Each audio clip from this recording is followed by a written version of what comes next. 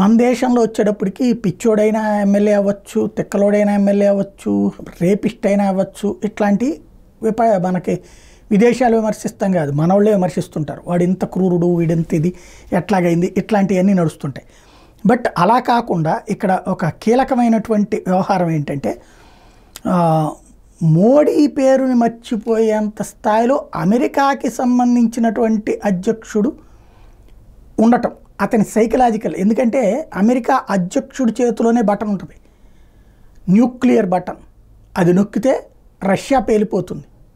అలాగే అంతర్జాతీయంగా ఒక పెద్ద యుద్ధానికి తెరతీసినట్టు అవుతుంది. అంతటి పవర్ఫుల్ వెపన్ పవర్ ఉన్నటువంటి జో బైడెన్ నిన్న భారత ప్రధానమంత్రి నరేంద్ర మోడీ విషయంలో తడబాటు గురిగాడు. ఇంతకుముందు ఇప్పటికే చాలాసార్లు అయిపోయింది మతిస్థిమితం సక్రమంగా లేకపోవడం. ఫస్ట్ ఏమో బైడెన్ నరేంద్ర మోడీని ఇంట్రడ్యూస్ ఏది so I want to thank you all for being here and now who am I introducing next అంటూ అటు ఇటు తడుముకున్నటువంటి పరిస్థితి. అట్లాగే ఎవరో వెనక నుంచి చెప్పిన తర్వాత హూ ఈజ్ నెక్స్ట్ అంటూ మళ్ళీ మాట్లాడటం. ఇదంతా ప్రైమ్ మినిస్టర్ మోడీ అని చెప్పిన తర్వాత అప్పుడు చెప్పటం. ఇదంతా చూస్తే ఓవరాల్గా బైడెన్ పరిస్థితి అయితే పూర్తిగా తేడా వచ్చిందన్నది కనబడుతోంది. మరి అమెరికా దాన్ని జాగ్రత్తగా బహిరంగంగా కనబడుతున్న దాన్ని దాస్తోంది.